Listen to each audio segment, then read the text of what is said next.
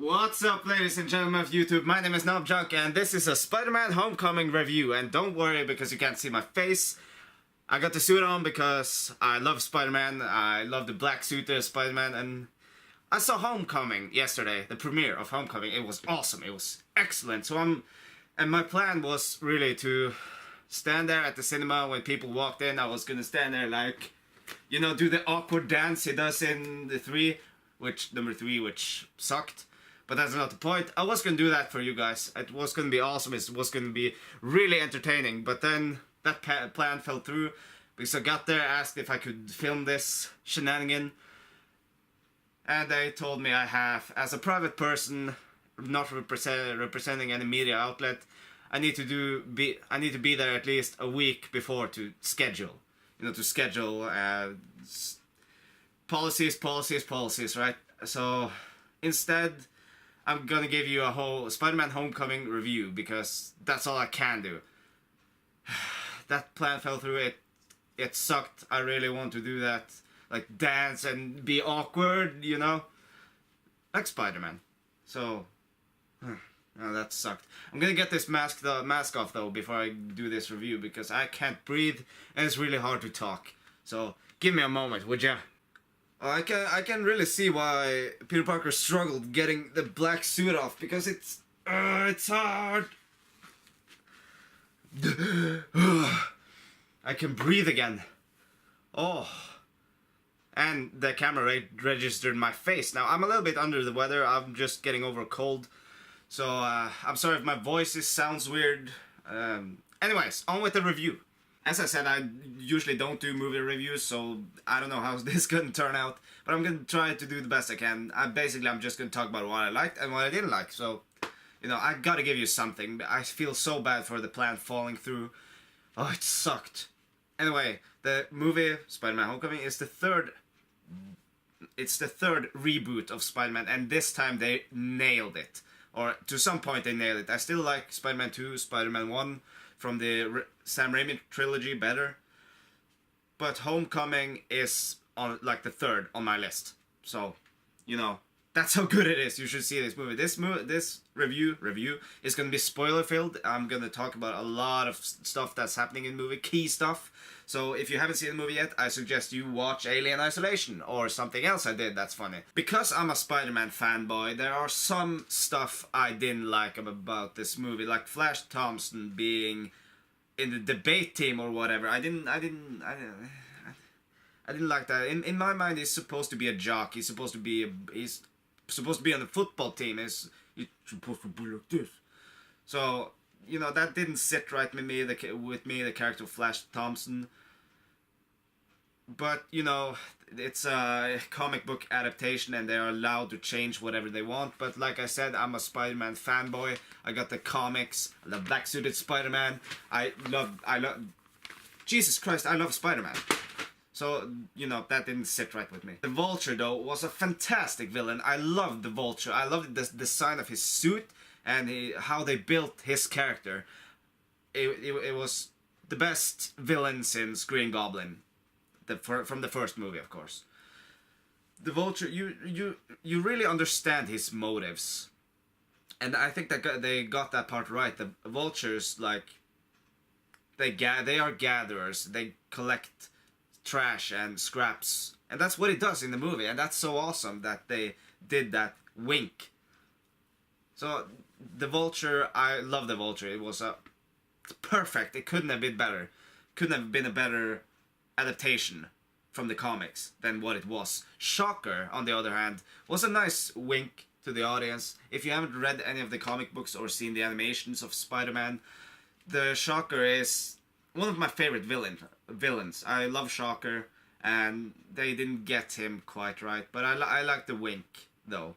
It was awesome. I love that we get to see the side of Peter Parker that struggles in school, that has like this. He's a nerd. And he liked this girl who turns out to be the daughter of the Vulture. I did not see that coming. That was a really nice twist. I should have seen it coming, but I didn't. It was like, where did that come from? It was awesome. I loved it. It was, holy shit. that blew my mind. I kind of went off the rails there because I was gonna say I love how they portrayed Peter Parker in this in high school, like how he acts in high school. He's like a little bit like this, and,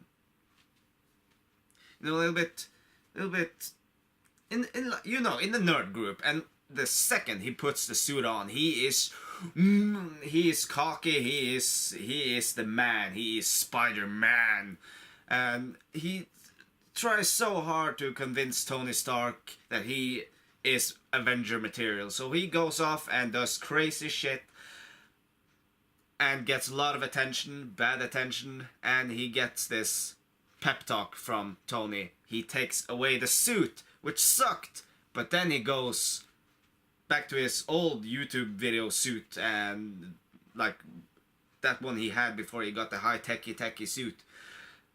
And that's when he really shows us that he is a hero of the people. Not of the people, but he is Spider-Man. He has the charisma to be Spider-Man. There's this one scene when he lies...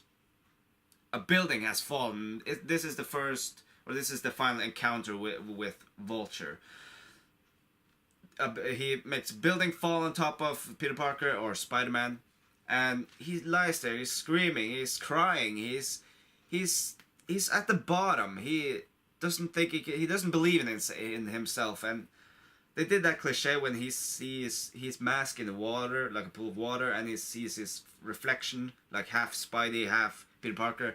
That was kind of cliched, but I loved it. It was awesome, and that's when you feel bad for him because he's just a kid. He's 16 years old. He's lying under tons of rubble and concrete, and he wants to give up, and that was so sad. And that's when it really hit me that this is Spider-Man, this is Peter Parker. And that's really what I love about the Spider-Man movies, or the Sam Raimi movies. The first one has the best scene ever, and if you don't agree with me, then you don't agree with me. I was gonna say you suck, but everyone is entitled to their own opinions, right?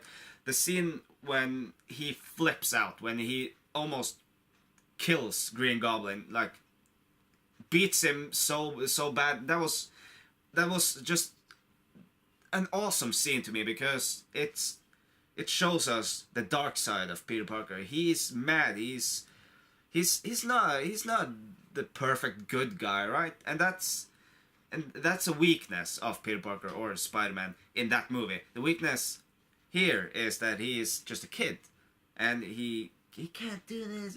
He doesn't believe in himself, and that's a weakness. And then he just burst out, and he believes in himself, and that was just so awesome. I'm probably just rambling, and you don't understand shit what I'm talking about, but I don't know, that scene was my favorite scene in Spider-Man Homecoming. Spider-Man's suit in Homecoming, though, I didn't really fancy the suit because it's too Iron Man, I feel.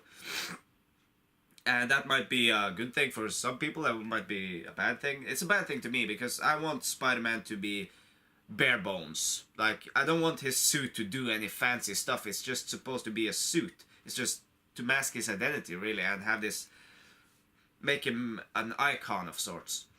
And that's another fun fact about Spider-Man. He doesn't cover his face because he wants to intimidate his enemies. He wears the mask, or he covers up his face because he doesn't want his enemies to see his emotions. That's kind of cool. Bet you didn't know that about Spider-Man, did you? A lot of fans of Spider-Man has been wondering, what does Spider-Man do if he doesn't have any tall buildings? And they show that in this movie. It was awesome. He just runs through a field. He can't swing anywhere. He's like he's trying, and like it just shoots and falls on the ground. It was hilarious, and then he just has to run. I love that they pinpointed this in this movie because that's something fans have been wondering about for a long time, including me. Anyway, guys, I should really wrap this up. I really want to talk more about this movie, and the only reason I'm giving you a review, a bad review, is because I wanted to do this thing at the premiere I talked about earlier in the video. I want to stand there with my friends who has Spider-Man suits as well, and have like a boombox and dance to awkward music and annoy people. Like, if I was planning on, if I saw a redhead, I was gonna yell out, "Mary Jane!" But I didn't get to do that, and that sucked. But now I know in the future that I gotta ask or make an appointment with the cinema a week beforehand because I'm not representing any media source. So now, lesson learned, Knobjunk. So that's it for this movie review, guys. I know, it sucked. I don't do movie reviews, but I had to do something because the plan I originally wanted to do fell through. So leave a like if you liked the video. Comment below what Spider-Man villain you want to see in the next movie. Did you like Spider-Man Homecoming? If you did, leave in the comments below what you liked, what you didn't like, and etc. etc. And subscribe to my channel if you do like my content.